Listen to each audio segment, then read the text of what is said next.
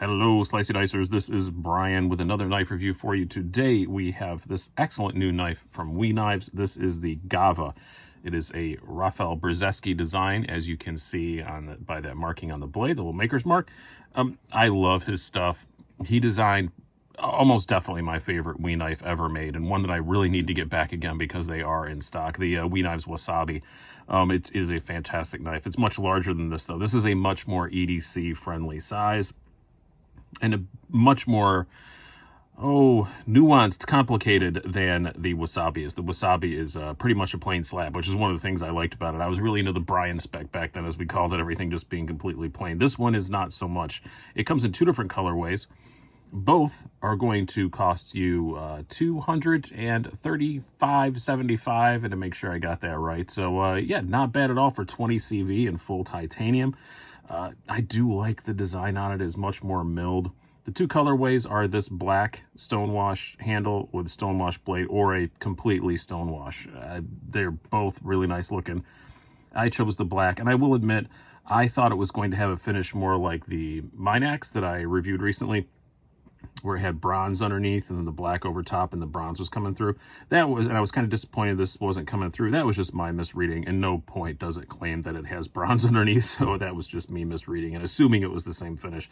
But it does have bronze pivot, bronze hardware, bronze on the Wii logo. It still has some touches of bronze, it just doesn't have that bronze underneath. But regardless, I think an excellent looking knife. I know some people are going to say the blade to handle ratio, I've already heard that, but I that's something that never really bothers me anyway, and I think it looks completely fine. Even closed, it looks good. One of the hallmarks of a Brzeski design is the very, very minimal flipper tabs, but it's a Wii, so you know it still works well. We'll get to it, but yeah, just look at the machining on this. I just think it's a very, very attractive looking knife. Very complicated pocket clip that I think looks really, really good. It is right hand only. Sorry, it's right hand tip up only, as many knives are. Sorry, lefties, but yeah. Let's get into some specs and some size comparisons, so I can stop staring for a minute.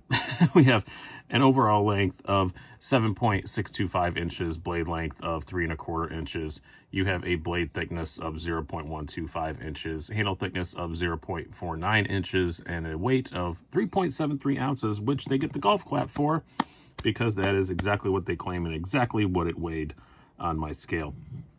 Now some size comparisons. We will start off with some of the usuals. We have your Spyderco Paramilitary 2 and the Para 3. Straighten them back up there. And there you go. Yeah, much more Para 3 size than PM2 size, but you're getting a lot more blade crammed in there. And do our usual Benchmades here. We have the full-size Griptilian and the full-size Bug Out. Very, very similar in size to the Bug Out is, which is kind of what I was expecting. Same blade length, kind of expect to be about the same size. So yeah, it's like nobody complains about the blade to handle ratio on the Bug Out, but I have heard a couple people complain on this. I think it's just the design that makes it look more different, but if you look, it's almost exactly the same blade to handle ratio as a Bug Out, so keep that in mind. Now we're going to bring out some other titanium frame locks here just to compare. A lot of them are larger, some are not. We'll start out with a couple that are definitely larger. One of its We Knives brethren, also one of my favorite Wiis ever made. Not quite the Wasabi, but it's darn close to it. This is the We Knives Ferrum Forge Malice, obviously a much larger knife. And then we're going to use this because I have it out, but as an analog to Hinder XM18. This is a ZT0562 tie, very heavily based on the XM18. So you get an idea. It is much smaller than like an XM18. Some knives that are probably more appropriate to compare it to in this titanium category. One is not a frame lock, but this is a new one, the Riot Coyote. Same exact blade size. A more expensive knife for sure. I think this is like $340 instead of $235. But yeah, very, very similar in size and purpose and prettiness, in my opinion. And the Quiet Carry Waypoint Another knife with a very similar size blade, much more slender. This happens to be a liner, LC 200 liner lock, but it is titanium front and back. Thought that would be a good comparison.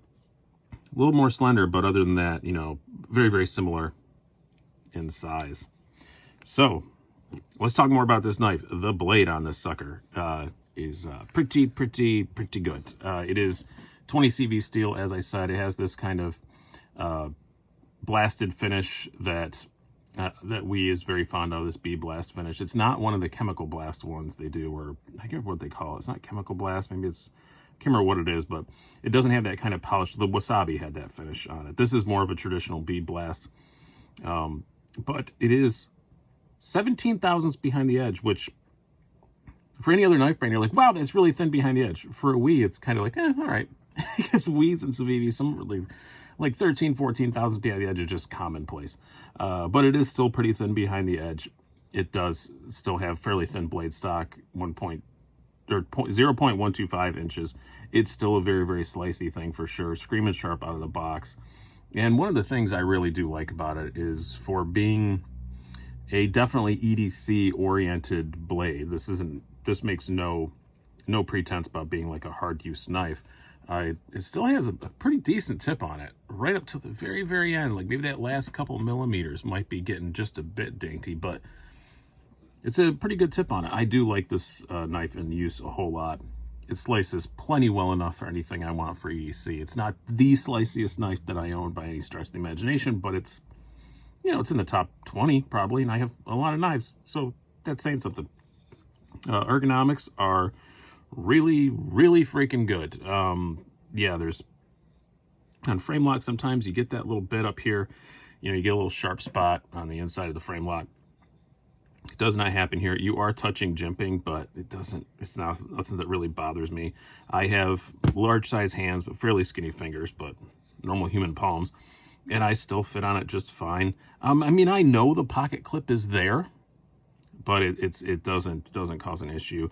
I can feel this a little bit as well, but I still think it's pretty darn good. The only problem I have with it ergonomically is this little stylized cutout. I don't really know what it's for, but it does make it so that where your thumb wants to land is one of the thinner parts of the blade, which is thinner parts of the spine of the blade, which is slightly annoying, but other than that, I really do like it.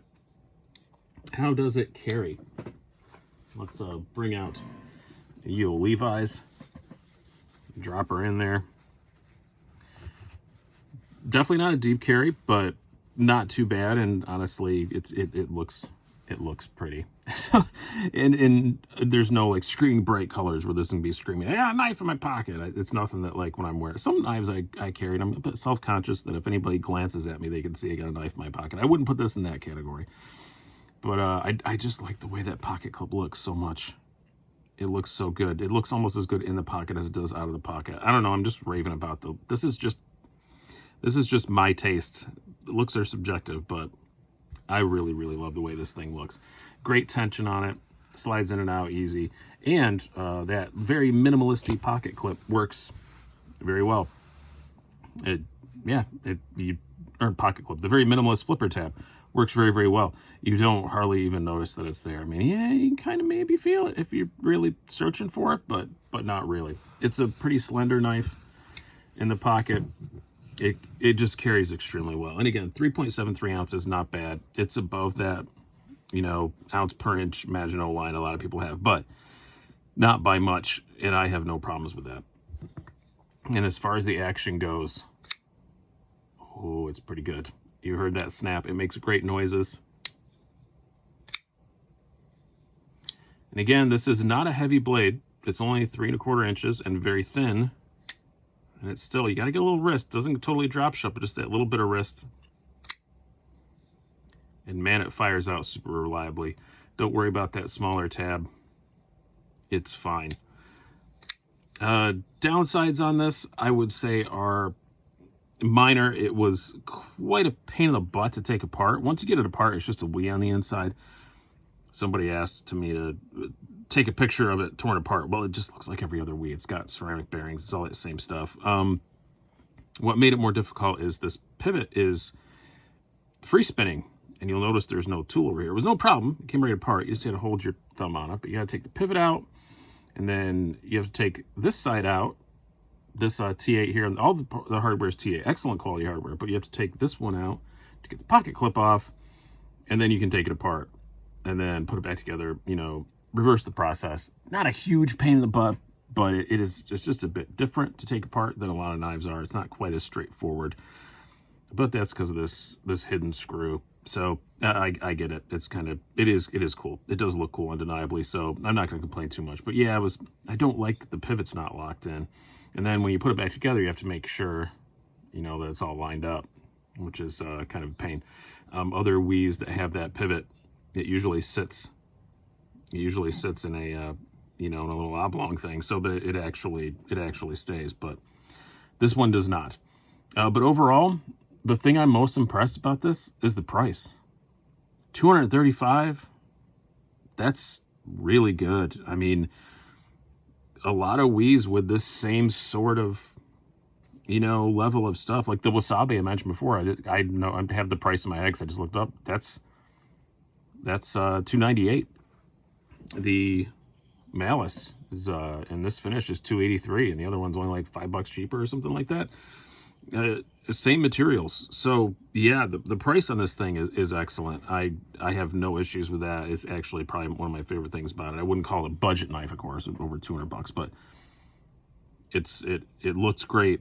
The price is good. The action is fantastic, and it carries well. And the blade's good. What else do you want? It's a really good knife, is what I'm saying. It took me 11 minutes and 50 seconds to say, yeah, this is really good. If you like the way it looks, go buy one. These are really super cool. I've been Brian. Have a good one.